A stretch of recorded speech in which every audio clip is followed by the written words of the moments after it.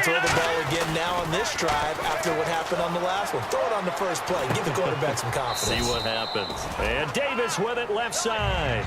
A gain of 6 there on first. And that's why you do all the drills that you do from the quarterback position, because you're not going to just throw to your strength. The right-handed quarterback naturally will want to move to the right side to throw the football. But sometimes you've got to go left, and that's exactly what happened on that play.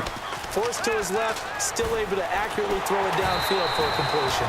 Oh, the ball comes out on the hit, but they'll say it's incomplete. When defenses get to the quarterback that quickly, a lot of times it's called a jailbreak. It wasn't quite that fast, but fast enough that he had no time to look downfield and set himself to throw the ball. And as he tried to do that, he was hit, and it forced an incompletion. And the Jags have 5 in the secondary here on third down. From the gun on third down, it's Lynch. He rifles one that's intercepted. A great read, and it's picked off. And the return will be stopped at the 34-yard line. And out now comes Jacksonville as they get ready to go. And that last drive, a long drive, but not just that. They had a great air attack going. Do they stick with that? I would think that they would, because if they were confident enough to do it on the last drive, starting backed up in their own. Now the Broncos are going to take a timeout. They'll have 2 remaining as we step aside here in this second quarter. Absolutely love the run right there. This guy's known for his quickness, but also for his speed. And he's able to get to the second level almost before you blink if you give him any type of blocking.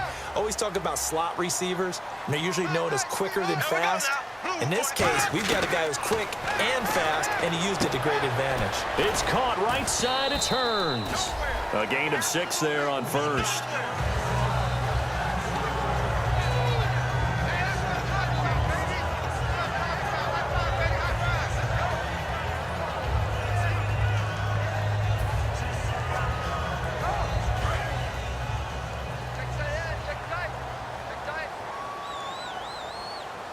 Shift together here from the D-line.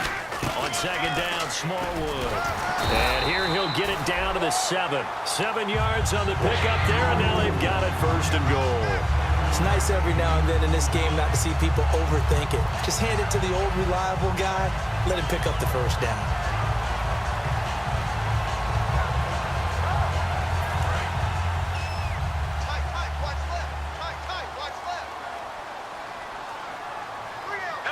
The pigskin on the 7-yard line now. It's first and goal. And that'll get him halfway there as he takes it from the 6 to the 3-yard line.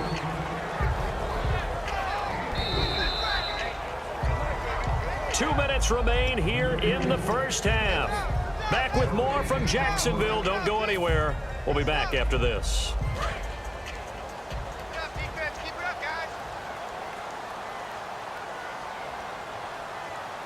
Looking to jam the receivers at the line here. Press coverage look defensively. And now it's second and goal. They'll run for it with Smallwood. No gain on the play there, and they're going to need to come up with something better here on third and goal. 2 straight shots on the ground. Now on third, do you go to the air? I think the possibility exists, and if you're doing it, you're probably going play action since you ran it twice.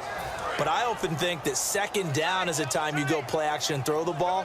I say commit to the run and think about it being 4-down territory. Third and goal now. Maybe the offensive coordinator thinking blitz here.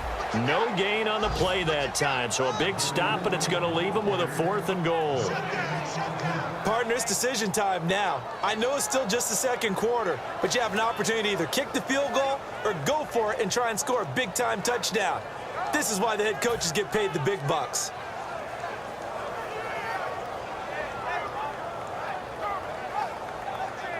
So out comes the field goal team now for the second time here today.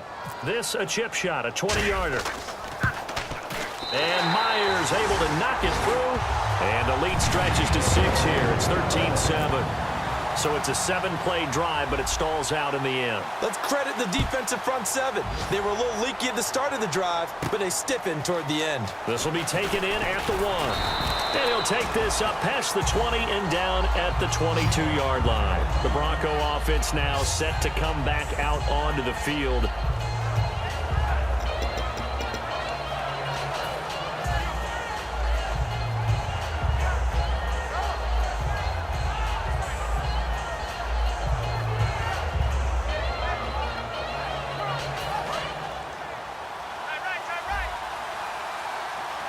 They come out 5 wide, 3 of them to the right side.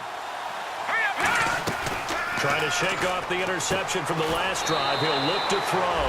That throw good for 4. It's second down. Second down now after the pass completion.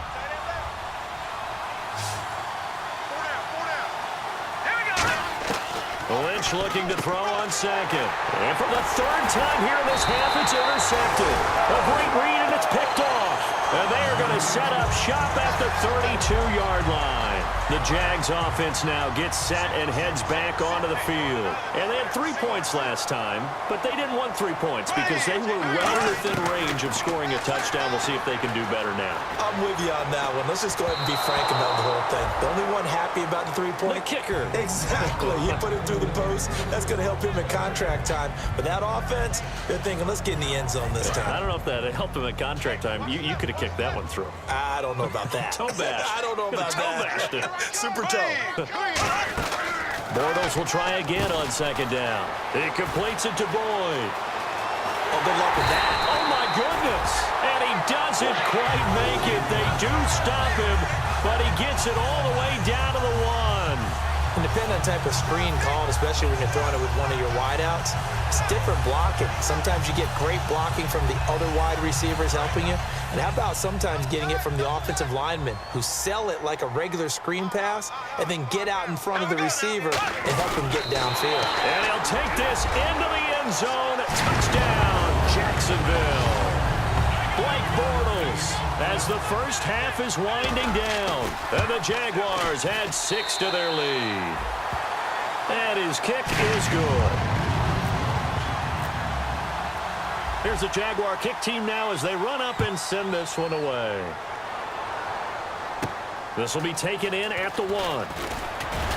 And he'll get across the 20 before he's brought down at about the 23-yard line. So the Broncos coming out now. And with time quickly fading here in the second quarter, not sure how aggressively, offensively they want to play this. I think we'll find out just how much they trust their guys in this situation if they decide to take a shot. They come out 5 wide, 3 of them to the right side.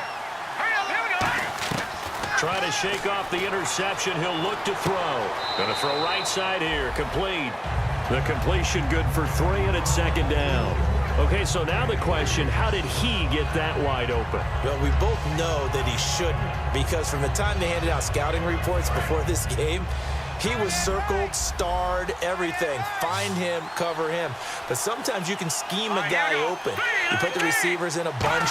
Maybe you move some motion. Maybe you put him on the backside. Jaguar pressure and a Jaguar sack. Now hold everything here. We're going to get a timeout by the offense. So as they take it over, we step aside.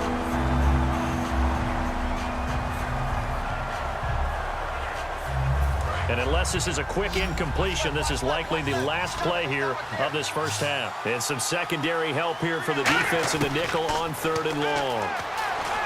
Throwing, Lynch, escaping the pressure right. A hit as he throws there, incomplete. So we've reached the intermission. Now, my apologies, Larry. I wanted to hear the report. Somebody's in a hurry, so we're going to get him right to quarter number 3. So both teams have their marching orders, and we'll get going again here in quarter number 3. This will be taken in at the 1. And he's up past the 20 to the 22-yard line. Here comes the Broncos offensive unit here as they'll have it first to begin this 3rd quarter. They have the ball here for the inaugural drive of the second half. Pretty big deficit, though. We'll see what adjustments were made in that locker room. And I never want to make something more important than it actually is, right? I don't want to create more hype than what is there. This is I'm doing it, though. This is a really important drive. And we often talk about teams scripting plays to start a game. A lot of them script to start the second half, too. And they're scripting something that they expect to get them into the end zone and back into this game. We'll see if that script is a good one for them. Just a yard on the first down carry, so it's 2nd and 9. And now they're in the hurry-up. Yeah, that one was relatively easy to see. I noticed that from up here.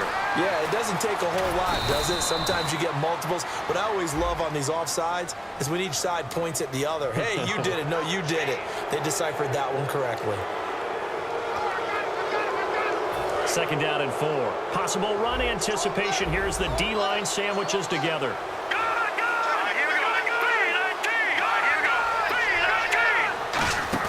Lynch here off the bootleg. Rolling to his right. And his pass is intercepted for the 4th time today. A great read, and it's picked off. And his guys are going to take over at the 39-yard line. Now we take a glance at the offense as they work their way back out for their first possession of the second half. And that recipe on their last drive that resulted in a touchdown looked pretty good, so they'll be hoping to do that once more. And it takes me back to when we sat with the offensive coordinator and the head coach. They felt pretty good about their game plan and thought there were some holes in the defense, and they exploited them the last time out. Let's see if they can come back and put together a similar drive. And we'll see if they can do just that. Second down following the incompletion.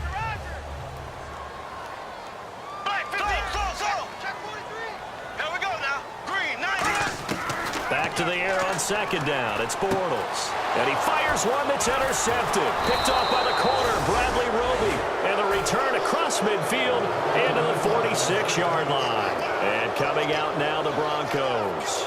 This defense figured out something in the locker room. That's 2 third-quarter picks now. And you just wonder, did he get too comfortable in the locker room himself? His team has the lead. Take care of the football. He's putting them in jeopardy right now. After the interception, here's Lynch. And he's going to be wrapped up and driven down. Miles Jack in there to drop him, and it'll be a loss of about 8. Now, we talk about players blitzing all the time. I often laugh and sometimes call it just straight-ahead pursuit. What a running start right back to the backfield for him. Yeah, it really didn't give anybody a chance to get up there and stop him. No, I mean, that's really, really difficult. You're asking a whole lot anyway, but when he gets that kind of a start and comes through clean, oftentimes the advantage definitely goes to the defensive player. They got pressure there and only rushing 3. And there's a defensive coordinator right now who is celebrating not just getting home with 3 there, but realizing if that's the type of pressure he can get in the entire game, then his pass defense is going to be excellent. You're dropping 8. Where are you going to go with the football?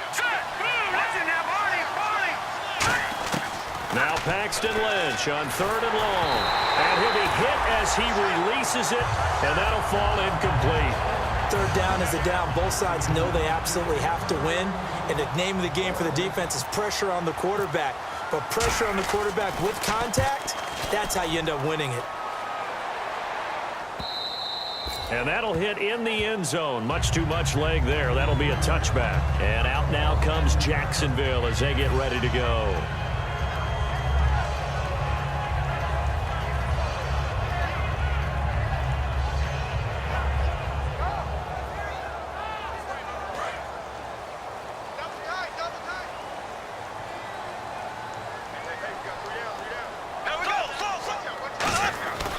They start the drive with Smallwood. And nothing doing. He's immediately taken down at the line of scrimmage.